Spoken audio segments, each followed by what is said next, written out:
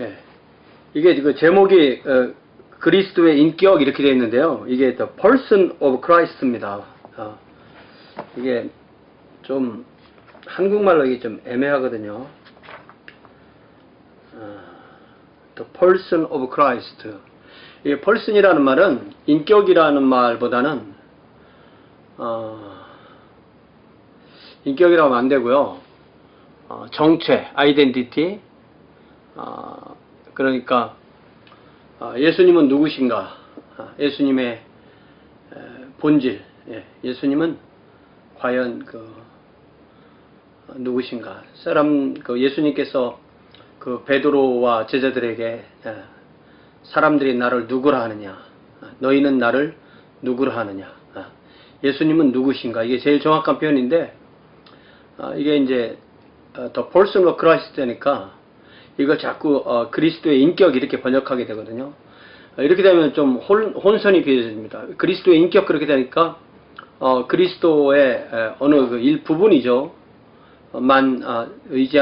지칭하셔야 되는데, 항상 the person of God, the work of God, the person of the Holy Spirit, the work of the Holy Spirit에서 항상 하나님은 누구신가? 하나님 무엇을 하시나? 예수님은 누구신가? 예수님 무엇을 하셨나? 성령님은 누구신가? 성령이 무엇을 하셨나? 그래서 항상 person과 work 그렇게 나누는데, 하나는 예수님의 정체, 예수님의 본질, 예수님의 본성, 그런 뜻인데, 정확한 의미는 예수님은 누구신가? 이렇게 하면은 제일 낫습니다. 자, 여기에서 오늘 다룰 부분은 기독론의 방법에 대한 현대적 쟁점들 에서 주로 이제 역사적 예수, 그리고 위로부터의 기독론, 아래로부터의 기독론, 이걸 다루고요. 이제 전통적으로 예수님 누구신가 해서 예수님의 양성론에 그리스도의 신성, 그리스도의 인성, 그 다음에 그리스도의 인격의 통일성, 이것은 신성과 인성이 어떻게 한 분이신 예수님 안에 조화를 이루면서 존재하는가. 섞이지도 않고 그렇다고 해서 없어지지도 않고 또 혼선이 있지도 않고, 그리고 마지막으로 동정녀 탄생에 대한 내용, 이렇게 공부를 하게 됩니다. 자, 현재 들어오신 학생은 이정호, 신동혁, 제이팍, 그리고 김광훈, 이렇게 네 분 들어오셨습니다. 자, 여러분들이 계시고 또 이렇게 질문해 주시고 그러면 제가 아무래도 허공에 대고 하는 것 같지 않아서 훨씬 좋죠. 자, 31장입니다. 기독론의 방법에 대한 현대적 쟁점들 해서 역사와 기독론이라는 제목 아래서 역사적 예수 탐구, 위로부터의 기독론, 아래로부터의 기독론, 그리고 그것에 대한 평가, 그리고 접근, 그리고 그리스도의 아까 말한 The Person of Christ and the Work of Christ의 관계를 얘기하고요. 그 다음에 성육신을 신화로 보는 것에 대해서 어떻게 우리는 대처해야 되는가 하는 공부를 하게 됩니다. 예수님은 누구신가, 그리고 예수님 무엇을 하시는가가 우리 기독교 신학의 한 복판에 달한다. 그리스도교를 그리스도로 만드는 것이 바로 삼위일체라고 했는데, 삼위일체의 핵심은 역시 그리스도론이고, 그리스도의 핵심은 그의 양성론입니다. 그리고 그것은 이제 그리스도는 누구신가의 양성론이고, 그분이 무엇을 하셨는가로 하라면 이제 예수님의 사역, 구속사역, 십자가와 부활로 이어지는 구속사역에 관한 그런 것이 있죠.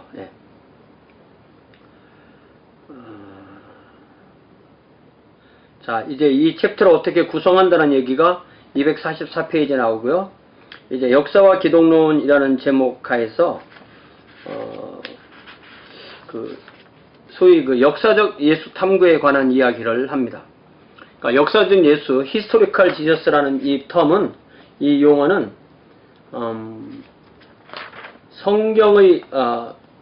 성경에 나오는 복음서에 주로 복음서를 중심으로 나오는 예수님은 신앙의 그리스도다.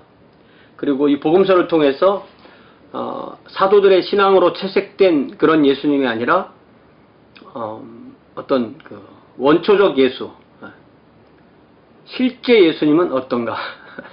이게 좀 아주 호기 있는 그런 접근 연구 방법이지만 결론으로 보면 뭐 이런 것이 정확하게 알기 어렵죠. 왜냐하면 성경에 분명히 실체의 역사의 예수가 있지만 그 역사의 예수와 신앙의 그리스도가 결코 둘이 아니라는 것을 우리는 이미 알고 있습니다. 다만 이들의 연구에 대해서 우리가 어느 정도 무시할 수 없기 때문에 그것을 같이 논하는 그런 시간을 갖는 것입니다. 그래서 예수가 실제로 245페이지 보면 예수가 실제로 어떤 인물이며 그가 무엇을 했는지를 발견하는 탐색은 역사적 예수 탐구로 알려져 있다. Search for the historical Jesus. Search라고도 하고 the quest 이렇게도 말을 합니다. 그래서 이 연구에 있어서 기본 전제는 실제 예수가 성서 안에 나타내는 그리스도, 어떤 의미에서 사도들 또 바울 그들이 생각한 그리스도와는 다를 것이다 라는 그런 기대 하에서 이런 연구를 시작하게 된다는 거죠. 그래서 소위 이제 이 역사적 예수 탐구가 본물을 이루던 시대가 있었는데 그 시대가 바로 19세기 후반에 자유주의 신학이 팽배할 때와 그 궤를 같이 하게 됩니다. 그래서 많은 역사적 예수 탐구자들이 있는데 에릭슨은 그 대표적으로 우선 스트라우스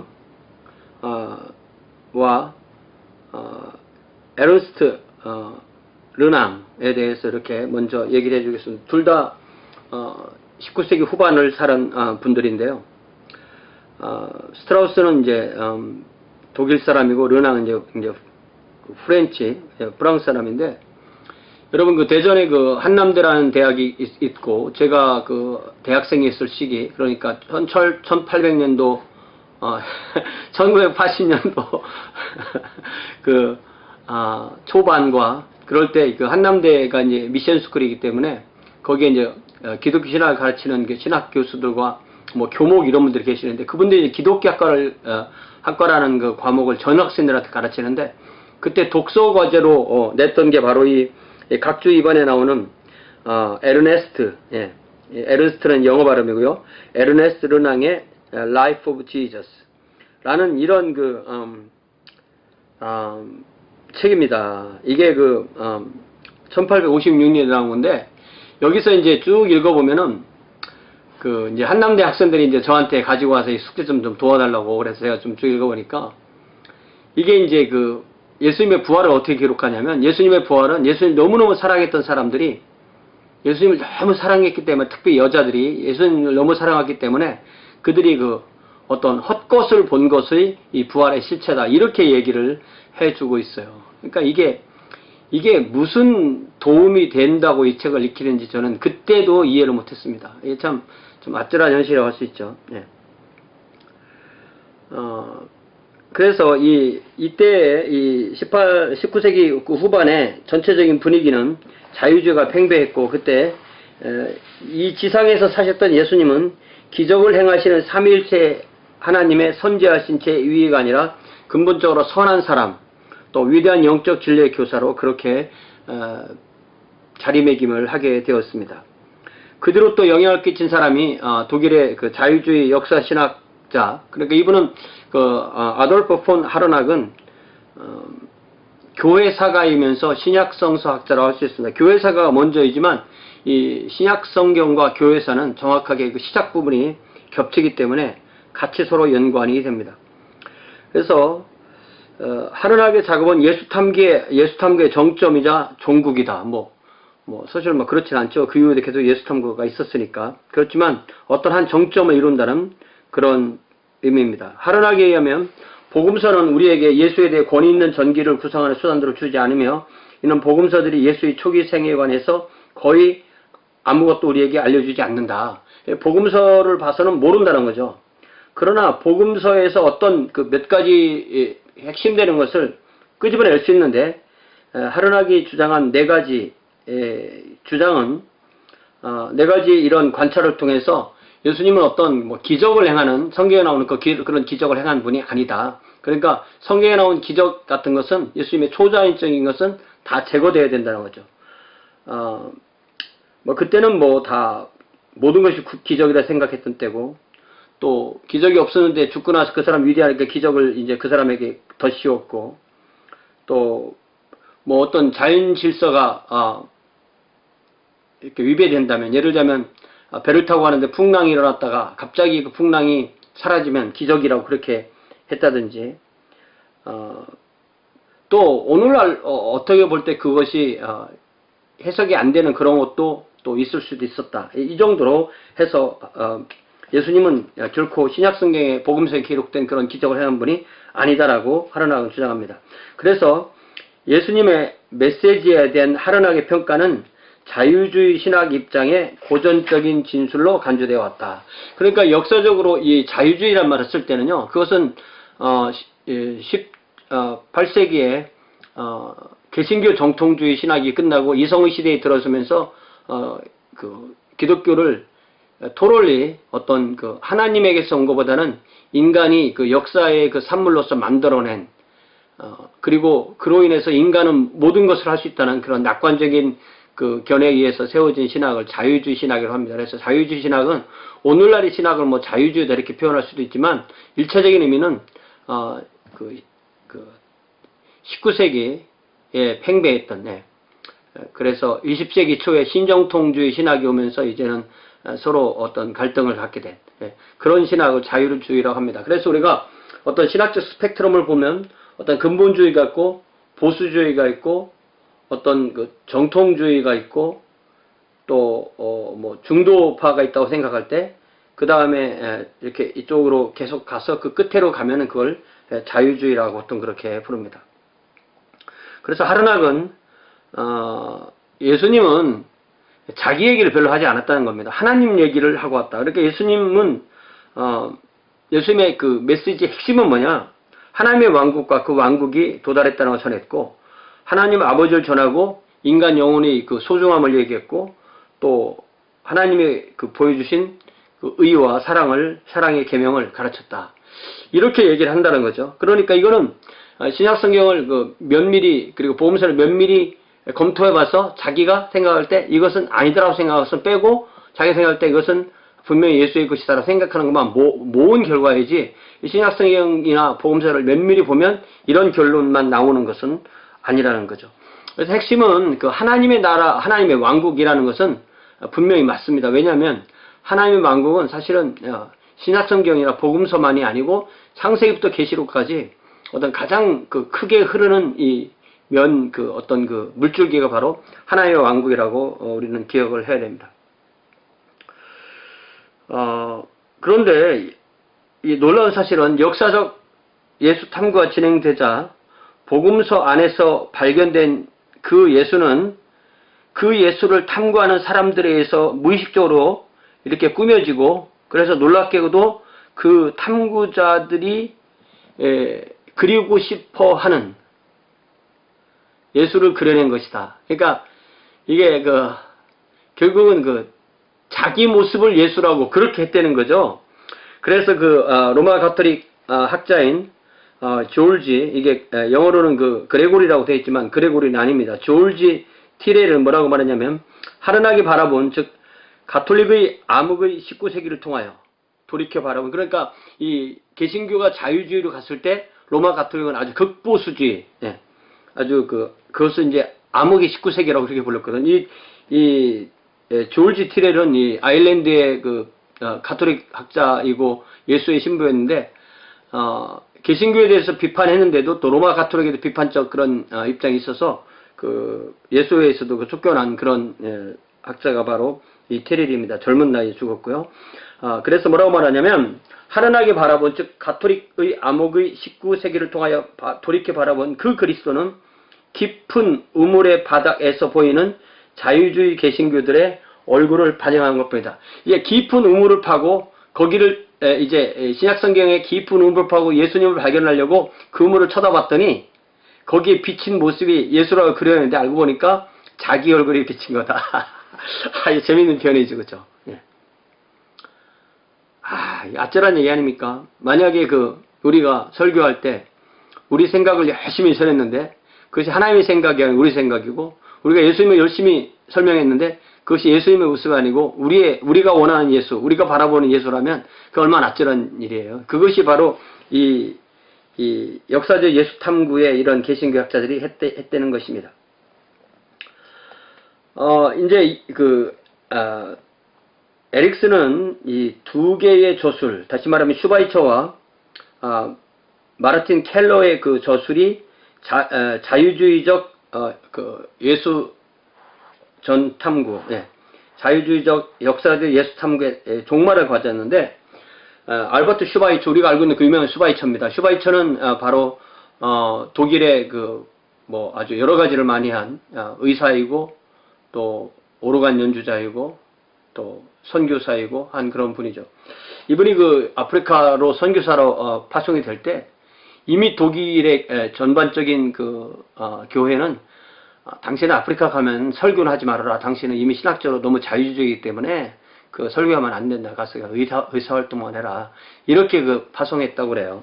그러니까 우리가 이 슈바이처는 우리가 말하는 그런 복음주의적 그런 차원에서 보면 그리스도인은 아닙니다. 어쨌든 이 알버트 슈바이처의 이 책이 바로 The Quest of the Historical Jesus. 이게 이 책을 이렇게 번역할 때 원서가 몇 년도에 나온지를 보통 안 써줘요. 그래서 여기서 원서를 찾아보면 이 원서가 언제 쓰여졌고, 그래서 그때부터 이 영향을 끼쳤고, 또 영어로는 언제 번역돼서 언제 영향을 끼쳤나, 이걸 우리가 꼭 두 개를 구별을 해서 봐야 됩니다. 어쨌든 이 The Quest of the Historical Jesus라는 슈바이처는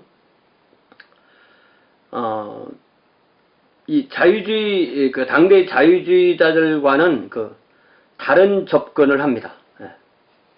그러면서, 이 자유주의자들이 본 예수의 모습이 틀렸다, 이렇게 생각합니다. 슈바이처가 발견한 예수의 모습은 뭐냐면, 거기 246페이지에서 5째 줄 밑에 4줄을 보면, 오히려 세상의 종말이 곧 닥칠 것이며, 그 자신의 재림이 저 종말과 연결되어 일어나려고 믿었던 예수의 종말적인 모습, 요걸 발견했다는 거죠. 예수는 그것을 믿고 가르쳤지만 사실은 예수는 약간 그런 슈바이처면 약간 그런 몽상가나 좀 더 깊게 나가면은 좀 곱게 미친 그런 미치광이에 불과하다. 그래서 예수는 모든 것이 다 이렇게 뒤죽박죽 틀려버렸다는 거죠. 그래서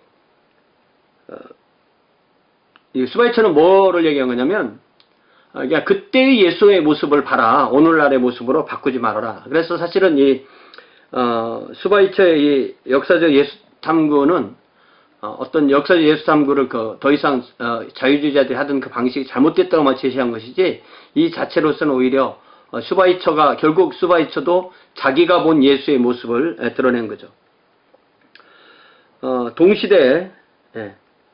동시대라기보다는 좀 더 앞선 시기, 슈바이처보다 앞선 시기가 이제 켈러인데요. 마르틴 켈러도 역시도 그 사람입니다. 마르틴 켈러의, 이게 이 제목만 봐도 이게 확실한 대비가 일어나는 그런 책인데요. 이게, So-called Historical Jesus and the Historic Biblical Christ. 그러니까, 소위 역사적 예수와 역사적 그리고 성경적 그리스도, 이런 제목인데요. 이게 원서 제목을 보면은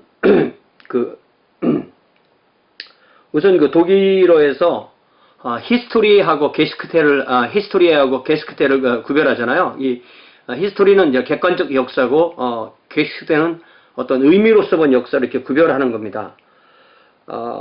그런데 이상하게 한국어 번역에서 왜 이 역사적 예수와 역사적 성경의 예수 그렇게 번역했는지 모르겠어요. 의도적인 건지 실수인지 모르지만 어쨌든 예수가 아니라 그리스도입니다. 그러니까 이 철저하게 역사적인 예수와 어떤 신앙의 그리스도를 구분하는 그런 모습입니다. 그래서 엄밀하게 번역을 하려면 제가 번역수정표에 그린 것처럼 소위 역사적 예수와 역사적 콤마치교 그리고 성경적 그리스도, 이렇게 구분해서 번역을 해야 맞습니다. 자, 켈러는 예수의 초상화를 발전시키려고 한 그 노력들의 유용성에 의심을 품고 역사적 예수 탐색은 성공할 수 없다. 그러니까 이 히스토릭, 그러니까 역사적 어떤 객관적 역사로서 예수는 발견할 가능성이 없다. 그거는 오히려 역효과만 남는다. 그래서 켈러는 의도적으로 대담한 양식으로 자신의 경고의 외침을 다음처럼 요약하는데, 현대 저자들의 역사적 예수는 우리에게 살아있는 그리스도를 감춘다. 네. 그러니까 역사적 예수를 찾으려고 하면 역사적 예수도 찾지 못하고 신앙의 그리스도도 잃어버리게 된다. 그래서 이 비잔틴 기독론의 악평이 자자한 교리적 그리스도, 이게 제가 뭔지 못 찾아봤어요. 이게 좀 찾아봤으면 좋겠는데, 혹시 누가 찾으면 좀 얘기 좀 해주세요. 그게 뭔지 모르지만 어쨌든 예수 생애운동 예수는 단순히 인간의 창조력의 현대적 예일 뿐이다. 그러니까 결국은 자기들이 그리고 싶은 예수를 그리는 것밖에는 안 된다. 그래서 켈러는 역사의 예수, 복음서들에 숨겨있는 복음서들에 숨겨있다기보다는 복음서들의 뒤에 감추어진, 이게 그러니까 Jesus behind the Gospels, 뒤에는 이제 그렇게 번역했거든요. 그러니까 복음서에 나와 있는 모습은 신앙의 그리스도인데 그 뒤에 숨겨져 있는 모습이 역사적 예수라고 하면은 그거는 찾아낼 수가 없다. 그리고 그 예수는 사실은 미미한 존재였다는 것입니다. 그는 제자 몇 명 얻었고 그 얻은 제자들도 아주 불안정한 신앙을 가지고 있었다. 그러나 신앙의 그리스도는 매우 중대한 영향력을 발표했고, 이분이 바로 부활하신, 승천하신, 승귀하신 그분이고, 즉 사도들에 의해서 믿어지고 선포된 그리스도다. 그래서 여기 그 다음에 사실의 바탕을 둔 예수보다는 요 문장이 있는데요. 이게 뭐냐면 This historic Christ rather than the historical Jesus is the base of our faith and life today, 이렇게 된 건데요. 이게 번역이 좀 잘못됐어요. 이거 어떻게 번역해야 되냐면, 역사적 예수보다는 오히려 역사의 그리스도가 우리의 신앙과 오늘날의 삶의 토대이다. 이렇게 번역을 해야 됩니다. 이것이 히스토리 크라이스트는 결국은 게스크테, 게스크텔케 이렇게 번역되는 게스크텔리케 크리스토투스. 그러니까 의미로서의 역사의 그리스도를 우리가 따라야 된다. 이렇게 생각하는 것입니다. 그래서 우리는 결코 복음서 기사 뒤에서 감추어진 객관적 사건들, 즉 실제 사건들인 히스토리에는 다다를 수 없고, 대신 우리는 게시크테, 즉 의미 있는 역사 위에 의의 믿음을 세우며, 의미 있는 역사는 예수께서 그 제들에 감추신 가마와 관련이 있다. 자, 여기까지 왔을 때 일단 결론을 내리자면요, 이런 두 가지 구분이 필요하지도 않고 사실은 하나입니다. 그런데 역사적 진실이 없이는 신앙이 생겨날 수가 없어요. 예수께서 실제로 복음서에 나타난 것처럼 가르치시고 기적을 행하시고 사시고 체포되시고 고난당하시고 죽으시고 장사되시고 부활하시고 40일간 함께 하시고 또 승천하시고 제자들이 기다리고 또 성령이 강림하는 이 일련의 사건들, 불과 짧은 3년 안에 이루어졌던 그 일련의 사건들이 하나라도 톱니바퀴가 빠지면 신약성경의 결론이 나올 수도 없고 원시 기독교라는 것이 탄생할 수가 없습니다. 근데 이 독일 사람들이 자꾸 이거를 실제의 예수와 신앙의 그리스도로, 역사의 예수와 어떤 의미 있는 신앙의 역사의 그리스도로 나누려고 하는 이 자체가 잘못된 겁니다. 우리는 이들이 하는 이 일에 대해서 관심을 기울이고 흥미롭게 바라볼 수 있지만, 이러한 것은 결코 우리의 신앙에 도움도 안 되거니와 역사적인 정신에도 맞지 않고, 이게 만약에 맞으려면은 사도들이나 전체 모두가 다 집단적으로 어떤 헛것을 보고, 부활이라는 헛것을 보고, 승천이라는 헛것을 보고, 성령 강림이라는 어떤 집단 관계에 있고, 그래서 그런 헛것에 의해서 순교를 하고, 그러면서 기독교가 발생하는, 이렇게 설명해야 되는데 이 설명이 가능하지 않습니다. 그래서 세속 역사가들은 이 기독교의 탄생에 대해서 그릴 수가 없어요. 쓸 수가 없습니다. 그들이 만약에 쓰려면 어떤 그 역사 안에서 어떤 박스 처리를 해서 성경에는 이렇게 나와 있다. 성경에는 이렇게 나와 있지만 우리는 이것을 어떤 진정한 역사로 인정할 수 없다. 이렇게 쓸 수밖에 없어요. 이 세속의 역사가들. 왜냐하면 이 하나님께서 하나님의 제이신 하나님의 제2위신 말씀이신 그분이 인간이 되시고 어떤 그 동정녀에게서 잉태하시고 어떤 30세 그 침례를 받으시고 사역에 임하시고 하는 이 모든 과정 가운데는 초자연적인 것이 들어갔는데 그 초자연적인 것을 빼면 기독교의 탄생을 그릴 수가 없고 그것을 넣으면 자기들의 그 이성으로는 그것을 받아들일 수 없기 때문에 그들은 그 역사를 그릴 수가 없어요. 그래서 이것을 성경이 이렇게 말한다라고 객관적으로 그리지 않는 한 그릴 수가 없는데 우리는 그것을 역사적 사실로도 인정하고 우리 신앙으로도 인정하기 때문에 우리 안에서는 뭐 별 갈등이 없죠. 그렇지만 그것을 어떤 초자연적인 것은 일어날 수 없다는 전제를 가진 사람들에게는 이런 그 탐구를 계속해야만 되는 거고 이것이 어떻게 보면 그들의 비극이라고 할 수 있죠. 네. 자, 그래서 이러한 구별이 20세기 전반부의 기독론에 큰 영향을 주었는데 점차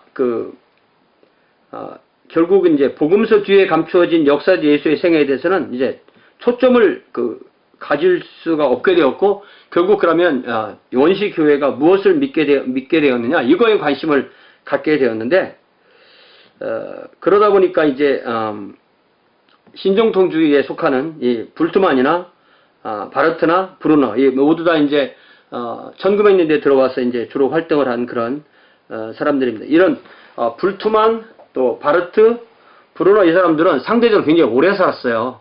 거의 1800년대 4분의 3 쿼러 쯤 됐을 때 태어나서 거의 1900년대 불트만은 76년, 바르트는 68년, 브루너는 66년 이렇게 오랫동안 살았기 때문에 이들의 생애 가운데 어떤 변하는 게 있습니다. 브루너도 변하고 바르트도 변하고 그렇습니다. 또 차제에 제가 이번에 그 강의 갔을 때 그런 그 질문을 받았는데 이 바르트는 비신화화라는 걸 통해서 보다시피 상당히 자유주의적인데 어떻게 그 사람을 신정통주의에 그렇게 카테고리화할 수 있느냐고 할 때 그분은 그렇게 표현한다면 이 자유주의의 색채가 훨씬 더 많은 신정통주의 학자인데 그 사람을 왜 신정통주의에 넣을 수 있냐면 그 사람은 어떤 아래로부터의 기독론이나 어떤 사람 중심이 아니라 하나님 중심으로 우리가 그 신앙으로 받아들여야만 한다는 어떤 신앙주의를 더 강조했기 때문에 키르케고르나 또 바르트나 또 브루너나 이런 신정통주의 학자의 계열에 같이 서기 때문에 신정통주의로 분류될 수가 있습니다. 그러나 어떤 조자의적인 것을 제거하고 제거했다기보다는 그것을 비신화해야 된다는 면에서는 상당히 자유주의 계열이 훨씬 더 많이 들어있다고 그렇게 해석할 수가 있겠죠. 자, 이런 불트만에 대해서 반대하는 운동이 벌어졌는데 그런 반대하는 운동이 바로 에른스트 케제만이라는 분에 의해서 다시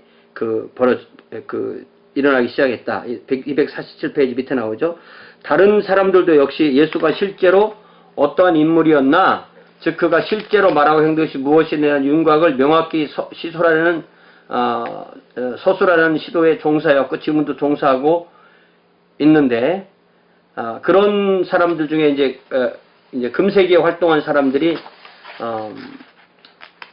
에델베르트 슈타우퍼 내지는 그 유명한 조아킴 예레미야스 이런 분들이 있다는 거죠. 이분들은 다 이제 20세기에 활동한 그런 분들입니다. 둘 다 슈타우퍼는 1902년에 태어나서 79년에 돌아가셨고 예레미야스도 1900년에 태어나서 79년 같은 해에 돌아가셨으니까 이 20세기에 아주 풀리 영향을 끼친 사람들이 이런 사람들이죠. 이런 사람들도 계속 역사적 예수에 대해서 복음서에서 어떤 무엇이 더 실체를 전해주나 이런 걸 중심으로 또 연구를 해온 사람들입니다. 자, 근데 여기서 그 유명한 20세기 기독론의 또 새로운 그 두 가지 접근법이 있는데 하나는 위로부터의 기독론, crystallize from above, and 아래로부터의 기독론, crystallize from below. 그러니까 위에서부터의 기독론은 것은 하나님이 이렇게 던져주신 예수 그리스도를 그냥 하나님이요 하나님의 아들이요 신앙의 그리스도로 그냥 우리가 믿음으로 받아들이면 되지 뭐 다른 어떤 뭐 그런 게 필요 없다. 이게 이제 위로부터의 기독론이고요. 아래로부터의 기독론은 그것이 되려면 어떤 역사 안에서 그 예수님이 어떤 증거가 드러나야 되는데 우리는 그 역사 안에서 실제로 하나님이 사람이 되신 그 사건을 어떤 그 의미로서의 역사가 아니라 사실로서의 역사를 통해서 그 예수님을 찾아내야 된다라고 말한 것이 아래로부터의 기독론입니다. 근데 위로부터의 기독론은 이게 이제 뭐 안 믿으면 끝나는 거고요. 아래로부터의 기독론은 똑같은 역사를 연구해도 뭐 나는 그렇게 생각 안 해 이렇게 말하면 끝나는 거죠. 허무하죠. 허무합니다. 이게 결국 뭐냐면은 사실이 먼저냐 믿음이 먼저냐 이거예요. 우리가 소위 옛날에 CCC 에서 배운 그 유명한 그 열차의 예화에 보면은 사실이 먼저고 팩트, 그 다음에 faith, 그 다음에 사실에 의해서 믿음이 생기고 그리고 나면 이제 필링도 따라오다 이렇게 우리 분명히 배웠죠. 예.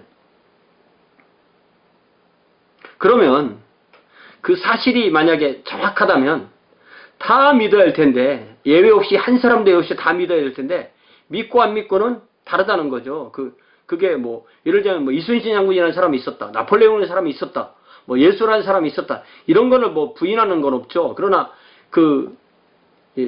이순신이 우리나라를 일본과의 전쟁에서 이기게 해주었다. 이것을 부인하는 사람은 없고 나폴레옹이 야욕을 부리다가 결국은 큰일을 이루었지만 결국 허망하게 죽었다. 뭐 이런 것도 부인하는 사람은 없지만 예수라는 사람이 십자가에서 죽었다. 이걸 뭐 부인하는 사람은 없는 거죠.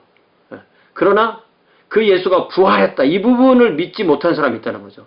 이 부분이 결국 역사냐 신앙이냐는 거죠. 이것이 사실이냐 어떤 어떤 신앙적 고백으로만 얻을 수 있냐. 그래서 결국은 예수의 신성이라고 하지만 예수의 신성과 부활은 직결되기 때문에 위로부터 기독론은 그건 우리가 역사로서는 입증할 수 없는 거야. 그냥 성경에 나온 대로 믿으면 돼. 이게 이제 위로부터 기독론이고요. 아래로부터 기독론은 어떻게 그럴 수가 있어. 성경에 처음 믿은 사람도 그렇게 믿은 게 아니야. 역사 안에 분명히 그런 일이 있었고 그래서 믿었고 그래서 하나님이 주신 것을 사람들이 역사 가운데 체험했기 때문에 믿은 거야. 이것이 아래부터 기독론입니다. 그러니까 위로부터 기독론은 안 믿으면 끝나는 거예요. 그러나 히브리서 11장 6절에 있는 것처럼 믿음이 없이는 기쁘시게 못하나니 하나님께 나가는 자는 반드시 그가 계신 것과 그러니까 믿음이 매우 전제되는 요한복음에서도 보면 무수한 표현들이 우리는 예수님이 하나님의 아들임을 우리의 구주임을 알고 믿었다 이렇게 표현도 있고요. 어떤 데는 믿고 알았다고 되어 있어요. 그러니까 첫 번째 단추가 아는 거냐 믿는 거냐 이거예요. 알면 아래부터 기독론이고 믿으면 위로부터 기독론이야. 그럼 믿으려면은 어떤 믿음의 실체의 내용이 주어질 텐데 그것이 역사 가운데 주어지지 않고 어떻게 믿냐는 거예요. 그러니까 이 위로부터 기독론은 성경에 나온 대로 믿으면 된다는데 성경이 처음이 아니거든요. 복음서가 처음이 아니죠. 예수님의 생애와 예수님이 제자들에게 가르쳐 주셨고 십자가에서 고난당하시고 장사되시고 부활하시고 또 승천하시고 성령 강림이 되시는 30년부터 40년, 50년까지 그 성경이 없던 시기가 있다고요. 그 역사는 분명히 실체가 있다고요. 그거를 우리는 알 수가 없으니까 그건 젖혀두고 신약성경에 나온 대로 믿자고 할 때 신약성경이 단지 그냥 신학만이냐 이거죠. 그렇지 않다는 겁니다. 그 신약성경에 분명히 역사적 실체가 있는데 그 역사적 실체가 증언하는 내용이 어떤 우리의 이성에서 받아들일 수 없는 거기 때문에 어떤 사람들 신약성경 그대로 읽어도 그걸 받아들이지 않는 사람이 있고 어떤 사람은 받아들이는데 그럼 받아들이는 사람은 그가 똑똑해서 받아들이는 거냐 아니면 그가 받아들이고 싶어서 받아들이는 거냐 그게 아니라는 거죠. 성령님이 그것을 받아주게 하고 그럼 안 받아들이는 사람 왜 안 받느냐 자기가 똑똑해서 안 받아들이는 것 같지만 사실은 성령이 아니라 세상의 영을 받는 거죠.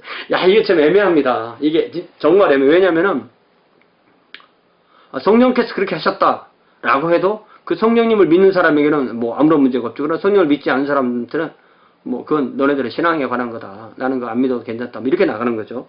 자, 어쨌든 이거 위로부터 이 기독론은 주로 이제 누구 설명을 해놓은 거냐면 그 에밀 브루너 거를 주로 설명해 놓은 겁니다. 그래서 결국은 에밀 브루너는 역사적으로 예수님이 누군지는 알아낼 재간이 없다는 거예요. 예. 그의 그 메디에이터라는 그 책에 의해서 보면은 그리스도에 대한 이해의 기초는 역사적 예수가 아니라 케리그마족 그리스도에 대한 교회의 선포이다. 이게 참 바보 같은 짓이에요. 이게 말도 안 됩니다. 이게 왜 안 되냐면 교회의 선포가 그냥 어느 날 그냥 교회 자체가 있나요? 예수님이 안 계시면 예수님이 안 계신데 교회가 있고 신약 성경이 있을 리가 있냐고요. 예수님이 안 계시는데 캐리그마가 있을 수 있냐고요. 이건 정말 말도 안 되는 얘기예요. 네. 그래서 우리는 기독교 신학이 역사적 관찰로부터 곧 나사렛 예수에 대한 역사적 그림으로부터 나왔다는 견해에 반대한다. 기독교 자체가 언제나 그렇지 않다고 알고 있다. 기독교 신앙은 선포된 메시지와 성경에 기록된 말씀의 그리스도에 대한 증언으로부터 생긴다. 그 역사적 그림은 실제로 예수님의 대한 역사적 모습은 후자 즉 선포된 메시지와 성성의 그리스도 안에 성경에 기록된 말씀 안에 포함되어 있다. 이거는 뭐 우리가 알라고 준 게 아니고 믿으라고 준 거다. 어떻게 보면 되게 맞는 말 같지만 이건 결국 신앙주의에 근거한 겁니다. 신앙주의라는 것은 원래부터 그런 그 이성을 떠나서 하나님이 툭 던져주면 그냥 믿기만 하면 된다. 이런 식의 표현이죠. 특별히 기독론을 두 번째 번 기독론을 구성하는 데 있어서 복음서보다는 바울의 저술과 또 네 번째 복음서랑은 이제 제사복음서라고 해서 요한복음을 부르는 겁니다. 이 보통 요한복음을 요한이 기록한 복음서 이렇게 부르지 않고 제사복음서 이렇게 부르는 사람들은 기본적으로 예수님의 그 제자인 그 사도 요한이 이 요한복음을 쓰지 않았다는 전제하에서 보통 그렇게 부르는 경향이 많습니다. 자, 그래서 이런 그 바울 서신 내지는 그 요한복음에 근거해서 이 기독론을 구성해야 된다. 반대로 공간복음서는 그 예수님의 행동과 가르침에 대해서 사실대로 보고했다. 그러면 얼마나 좋아요. 공간복음서에 있는 그 예수님에 대한 사실과 이 바울 서신과 요한복음을 맞춰봐서 맞으면 게임 끝나는 거잖아요. 근데 이거를 자꾸 역사적 예수의 모습은 발견할 수 없다. 이렇게 얘기를 하고 나니까 이게 이런 골치 아픈 게 결론이 나오는 겁니다.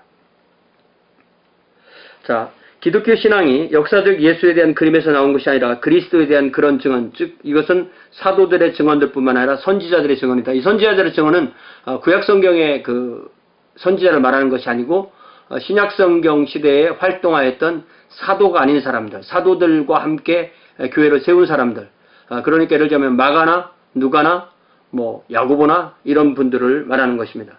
에베소서 2장 20절에 나오는 너희들은 사도와 선지자의 터 위에 서 있다 라고 할 때 결국 그 에베소서 2장 20절이 굉장히 중요한 기절이거든요. 이게요.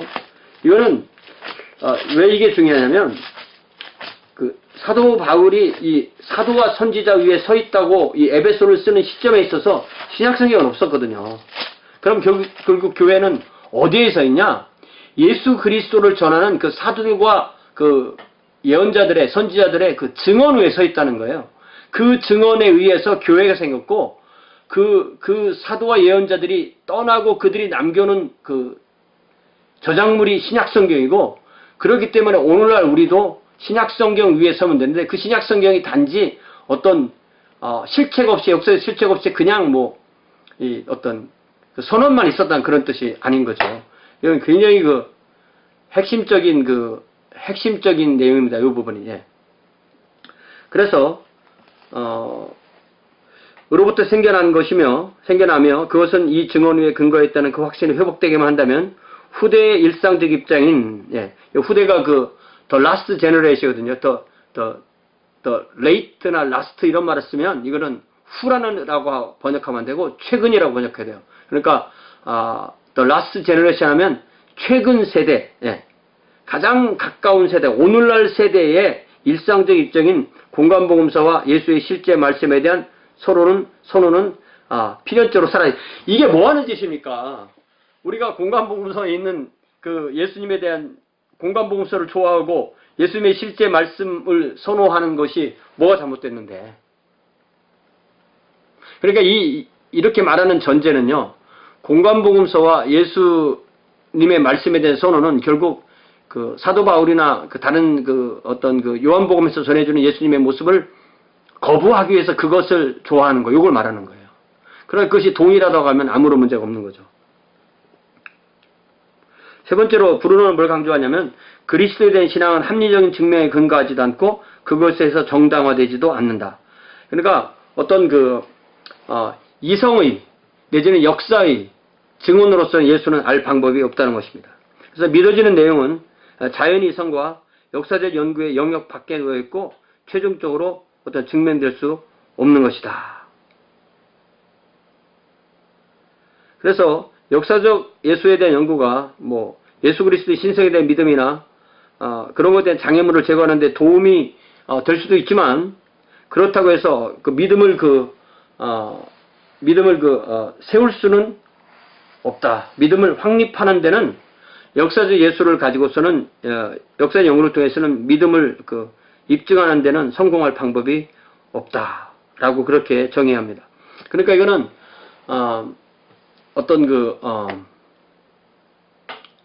실체를 없애는 거예요. 실체를 거부하는 겁니다. 이게 참 심각한 문제죠. 이런 신학이. 그래서 예수가 바닷가에서 일군의 제자를 가르쳤다. 이건 너무너무 쉽게 역사적 연구로 이해할 수 있지만, 예수는 삼위일체 하나님의 제2위이다. 이런 것을 역사로서는 입증할 방법은 없다. 이렇게 말합니다. 그래서 우리는 합리적으로 납득되는 것에 의해서, 따라라고 번역했지만 이게 바이입니다. 바이. 합리적으로 납득되는 것에 의해서 역사적 진술을 받아들이지만, 그러나 우리의 신앙은 선포에 의해서, 신약성의 선포에 의해서 믿는다. 그러나 제가 계속 이야기하지만 선포라는 것이 역사적 진실에 의한 것이 아니라면 그 선포는 어디서 온 건데? 어느 날 갑자기 신약성서 기자들이 들리는 것을 그냥 성경을 쓴 게 아니잖아요. 그죠? 그래서 브루노는 그에게 기독론이 역사적이라는 의미와 그렇지 않다는 의미를 분명하게 하는 하나의 선을 그리는데요. draw a distinction이라는 것은 선을 그린다는 것입니다. 그것은 육체 안에 있는 그리스도, Christ in the flesh와 육체 이후의 그리스도, Christ after the flesh. 그래서 육체 안에 있는 그리스도는 하나님이 성육신하셨다는 뜻이고, 말씀이 육체가 되어 역사 속을 뚫고 들어오셨다는 것이고, 역사 이후의 그리스도는 역사가 즉 연대기 작가에서 그들이 조사 방법에 따라서 알려진 그리스도. 그래서 육체 안에 있는 그리스도를 아는 것은 역사 이후의 그리스도를 아는 것보다 더 중요한 것이다. 이게 이제 육체 이후의 그리스도는 이제 역사가들이 조사하는 것, 이런 것은 없다는 거죠. 이 사람들은. 그래서 믿는 자는 그리스도를 다음과 같은 것으로 알아야 된다. 그리스도는 역사 가운데 오신 분, 곧 연대기 작자와 인본주의 역사학자가 무언가 언급해야 하는 분으로 알고 있다. 그러나 믿는 자는 연대기 작자와 인본주의 역사학자들이 아무것도 알 수 없었던 면에서 이 육체 안에 있는 그리스도를 알고 있다. 그러니까 이 학자들은 세속학자들이나 어떤 초자연적인 예수님을 그리려고 하는 그 학자들은 예수님의 모습을 도저히 찾아낼 방법이 없지만, 그 예수님을 아는 사람들은 믿는 사람만 안다는 거죠. 따라서 믿는 자는, 믿는 자입니다. 믿는 자는 그분을, 예수님을 아주 다른 어떤 분으로 알며 이것이 중요하다. 왜냐하면 다른 이들, 다시 말하면 연대기 작자나 인본주의적 역사학자의 지식은 그리스도에 대한 육신이 된 말씀에 의한 것이 아니고 그 이후에 어떤 역사로서만 예수만 찾아내. 이걸 자꾸 분리하니까 말이 안 되는 거죠. 사실 같은 존재니까. 같은 존재라는 것을 우리가 알아야 됩니다. 그래서 브루너는 육체 안에 있는 그리스도를 강조한다. 그러나 그는 육체 이후의 그리스도를 무시하지 않는다. 또 무시하지 않는다겠죠. 비록 신앙이 결코 사실들에 대한 관찰에서 나온 것이 아니라 교회의 증언과 하나님의 말씀에서 생긴다 하더라도 이 말씀이 육체 안으로 들어왔다는 사실은 신앙이 어떤 면에서는 관찰과 연결되었다는 것을 의미하기 때문이다. 신앙과 교회와 성서의 증언에서 나온 신앙은 교회와 성서의 증언에서 나온 동시에 이 증언은 언제나 예수에 대한 묘사를 포함합니다. 그러니까 마지막에서는 뭐 이제 에릭슨이 조금 설명을 해줬지만 이 핵심은 이 위로부터의 기독론은 역사적 실체가 없이 이것만 말하는 건 아무런 의미가 없습니다. 그러나 역사적 실체가 있고 이걸 말하면 또 이건 또 정확한 거죠. 자, 그래서 이거를 아래로부터의 기독론과 이제 구분을 해보자. 비교를 해보죠. 불트만이 Jesus and the World를 출판했을 때 위로부터의 기독론은 절정에 달했고 그러니까 이게 이제 신정통주의죠. 어떤 뭐 인간의 그런 개념이 아니라 하나님이 주는 대로 믿는. 예. 그래서 여기서 캐리그마의 그리스도에 대한 신앙은 나사렛 예수의 실제적인 세상에서의 삶과 확실하게 연결될 수 없다는 진술이 가능했다. 불트만은 뭐 그게 중요하지도 않다는 거죠. 왜냐하면 불트만의 견해에 대한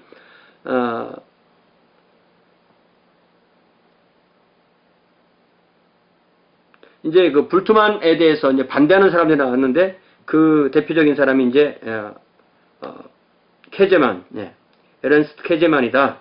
예. 이분은 1906년에 태어나서 98년에 들어와 있으니까 아주 20세기를 훌로 산 그런 독일의 그 신약학 학자입니다. 자, 54년에 출판된 케제만의 Problem of the Historical Jesus 에서 케제만은 예수가 누구였으며 무엇을 했는지에 대한 역사적 탐구에 예수에 대한 믿음을 세울 것을 주장했다. 예. 그래서 이것은 자유주의 학자들이 했던 그런 예수 전기 그 운동이 아니고 역사적인 예수에 대한 새로운 탐구로 시작을 했습니다. 그래서 이 19세기의 자유주의 탐구들은 거의 참된 기독론이 아니었고 그것들은 자기들이 쓰고 싶은 예수의 모습을 자기들의 나름대로 그렸기 때문에 이 에릭슨은 그것을 Jesus Sologis 복수로 그렇게 그립니다. 결국은 자기가 그리고 싶은 인간의 모습을 그리고 이것이 예수다 이렇게 말을 했다는 거죠. 그래서 그들은 그들에게 그래도 공통적인 게 뭐냐면 예수님의 초자연적인 부분이나 기적이나 부활이라는 것은 모두 다 부인했다는 면에서 똑같습니다. 그래서 이 케제만 이런 분들은 그 19세기 그 자유주의자들의 연구가 결국은 다 그런 자기들이 가지고 있는 선입관에 의해서 그려진 것이다 라고 그들의 방법론이 잘못된 것이라는 것을 지적합니다. 역사적 예수에 대한 새로운 연구에는 참된 기독론의 가능성이 있다. 즉 역사적 연구가 예수 그리스도의 그 신성에 대한 믿음에 도달하는 것이 가능하다라는 것을 이러한 문을 열었는데 그 문을 열은 사람이 바로 이 케제만이고요. 그것이 가능하면 결국 예수님의 신성에 대한 믿음은 역사적 연구의 전제가 아니고 결론이다. 예. 뭐 전제로서 가지면 그거는 위로부터 기독론이죠. 그러나 아래부터 기독론이라면 그것을 역사를 연구해봐서 결론으로 그러니까 예수님은 하나님이죠. 이렇게 나오는 것이 바로 역사를 연구해서 예수님이 하나님의 아들이고 하나님이시다는 것을 입증해내겠다는 그러한 방식이 바로 이 아래부터 기독론인데 지금 에릭슨은 그 대표자로 이 판넨베르크를 예를 들어줍니다. 그래서 아래로부터 기독론 중에서 가장 유익한 예는 의심할 여지 없이 판넨베르크다 이렇게 말하죠. 판넨베르크 1928년에 태어나서 2014년에 돌아가셨으니까 뭐 가장 최근까지 사신 올해가 17년인데 3년 전에 돌아가셨네요. 그죠? 판넨베르크. 이분의 그 책이 바로 하나님이며 인간이신 예수 Jesus God and Man 철저하게 그 기독론적이고 철저하게 아래로부터 기독론을 쓰는 그런 책입니다. 그래서 그는 어떤 개방성이 있고 객관성을 보증하기 위해서 기독론의 방법론의 전제들을 정말 정밀 조사하고 비평해서 위로부터의 기독론의 접근에 있는 어떤 유익들을 인정한 한편으로 그가 위로부터의 기독론의 방법을 절대로 채택할 수 없다라는 세 가지를 제시했는데, 첫 번째는 기독론의 과제는 예수의 신성에 대한 믿음을 위해 합리적인 지원을 제공하는 것이다. 예. rational support죠. rational support.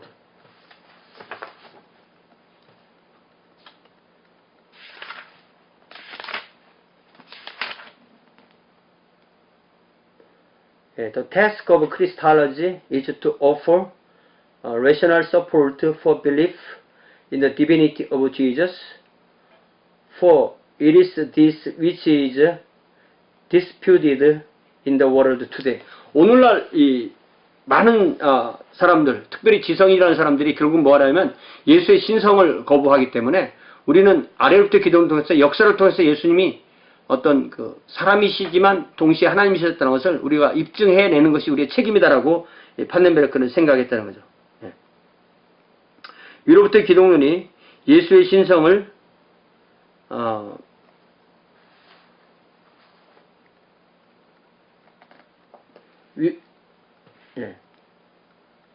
The Christology from above is unacceptable in that it presupposes the divinity of Jesus. 위로부터의 기독론이 예수의 신성을 전제로 했기 때문에, 여기 전제로 한이라는 단어, presupposes라는 것을 이제 고딕체로 바꿔야 돼요. 이것이 이제 강조한 겁니다. 그러니까 예수의 신성을 전제하고 하면 뭐 아무것도 아니라는 거죠. 게임 끝이라는 거죠. 그래서는 안 된다는 겁니다. 오히려 이것은 그렇게 하면 받아들일 수 없다는 거죠. 위로부터 기독론은 나사렛 예수의 분명한 역사적인 모습의 중요성을 부인하는 경향이 있다. 그의 삶과 메시지를 이해하기 위해서 본질인 그의 시대의 유대교회와의 관계가, 그것을 역사적인 맥락에서 정확하게 알아보고 그걸 찾아내야 되는데, 그렇지 않고 여기서 끝낸다면은 그냥 성경이 얘기해 주는데 믿음은 끝이야, 이렇게 해서는 안 된다는 거죠. 엄격히 말해서 위로부터의 기독론은 하나님 자신의 입장에서만 가능하며 우리에게 이게 기가 막힌 표현 아니겠습니까? 잘 보세요. 위로부터 기독론은 당연히 하나님께서 우리에게 주신 기독론이기 때문에 하나님 입장에서 맞다 이거예요. 그러나 그것이 어떤 이 캐리그마나 어떤 그 교회 뭐 성경의 기록이나 캐리그마라면 그냥 그것이 말씀 형태로 순수하게 온 것이 아닌데, 그러면 하나님 입장에서 볼 때는 맞지만 사람들에게는 그 체험이 없는데, 이게 역사적인 체험이 없는데 이게 과연 가능하냐는 거죠. 그래서 굉장히 정확한 표현입니다. 우리는 한계를 갖는, 즉 땅에 뿌리박은 인간들이고 우리는 그런 시각에서부터 우리의 연구를 시작하고 이끌어 가야 된다. 이거는 뭐 아주 좋은 지적이죠. 그래서 판넨베르크는 상당히 호기 있게 역사, 그러니까 히스토리와 게스크테를 구분하는, 실제로의 역사와 어떤 의미로의 역사를 구분하는 그런 거를 아예 철폐하고 그 세속사와 똑같은 입장에서 역사를 연구해서 그 안에서 기독교의 탄생을 입증하고 그 안에서 예수의 신성이나 뭐 이런 것을 입증해야 된다고 그렇게 생각했다는 거죠.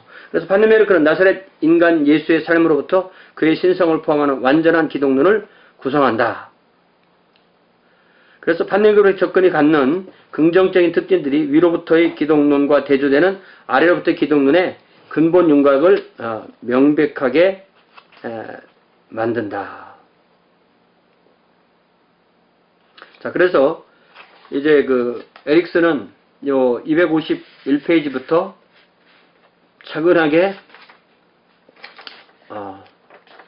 세 가지로 이 판넨베르크의 입장을 요약해 줍니다. 이게 에릭슨이 고마운 게, 본인이 이걸 다, 에릭슨 특별히 판넨베르크의 제자였잖아요. 그래서 자기가 그 연구한 것을 요약해 주는 거, 우리가 판넨베르크 읽으면 좋지만 또 못 읽을 수 있으니까 이 에릭슨이 이렇게 정리해 준 것만 갖고도 우리는 판넨베르크를 또 이해할 수 있게 되는 거죠.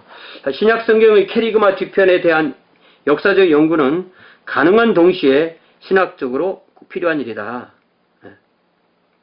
양식 비평은 우리가 정확한 연대기적 배열을 이룰 수 없음을 입증했지만, 그럼에도 사도들의 증언으로부터 예수의 주된 특성을 발견하는 것은 가능하고 예수에 대한 그런 지식이 필요하고 우리의 신앙의 기초를 캐리그마만 두고 예수의 생애의 역사 사실에 두지 않는다면 우리의 신앙이 잘못되어 있다는 의심과 두려움에서 우리는 두려움에서 벗어날 수가 없다는 거죠. 당연히 우리의 그 믿음이 어떤 그 교회 선포만 따르는 거지 실제적으로 역사적으로 어떤 일이 있었는지 아무도 모른다. 이렇다면 이게 무슨 의미가 있냐는 것입니다.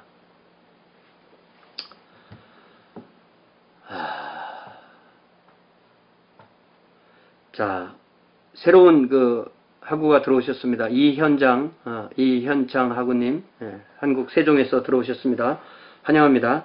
자, 여기 교과서 251페이지 중간 부분 하고 있어요. 반넨베르크는 그래서 우리가 예수가 아닌 누가나 마태나 바울이나 다른 어떤 이를 믿는 게 아니냐. 예수를 믿는 거냐, 빌리빈 지저스냐, 빌리빈 폴이냐 이거예요. 만약에 성경만 믿는다면 그렇게 볼 수 있다는 거죠.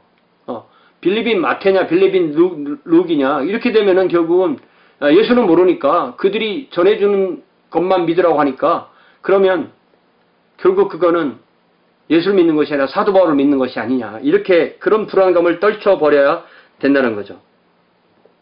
그래서 우리 신앙의 기초가 캐리그마에만 놓여 있다고 생기는데 더 큰 골칫거리는 이 신약성경의 증언들이 우리에게 다양할 수도 있고 정반대일 수도 있다면 이게 얼마나 심각한 거냐는 거죠. 다른 모습에서 보였으니까 정반대로도 보일 수도 있는데 그래서 이 캐리그마라는 말이 뭐냐면 교회의 선포를 말해요. 선포. 어떤 선포는 이거는 이성적으로 검증하거나 반박을 하거나 토론하거나 그런 게 아니라 그냥 던져준 대로 믿으면 된다는 뜻이 캐리그마입니다. 그러니까 믿든지 안 믿든지 듣든지 안 듣든지. 그래서 사실은 그 오늘의 전도가 너무 또 듣는 사람 중심으로 되다 보니까 이런 캐리그마적인 그런 담대함이 또 없어지게 될 수도 있죠.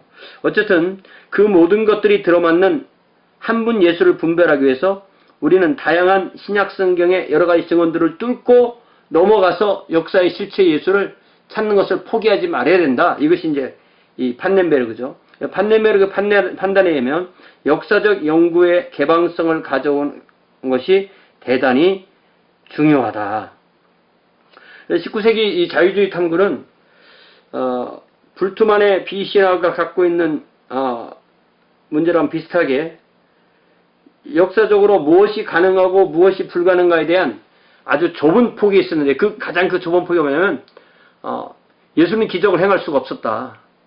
예수는 부활하거나 이런 분이 아니다.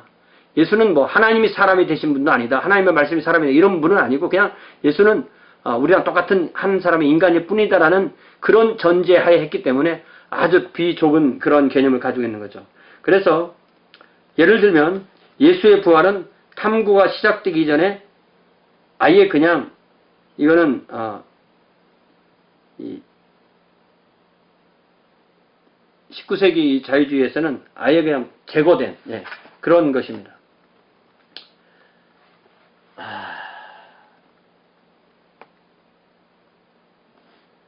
자, 그래서 여기 봅시다. For example, the resurrection of Jesus was often excluded from belief before the search. 그러니까 이건 아예 믿을 내용이 아니라는 거죠. 이 자유주의 신학자들에 의하면 예수가 부활했다 이런 것은 연구할 가치도 없는 거예요.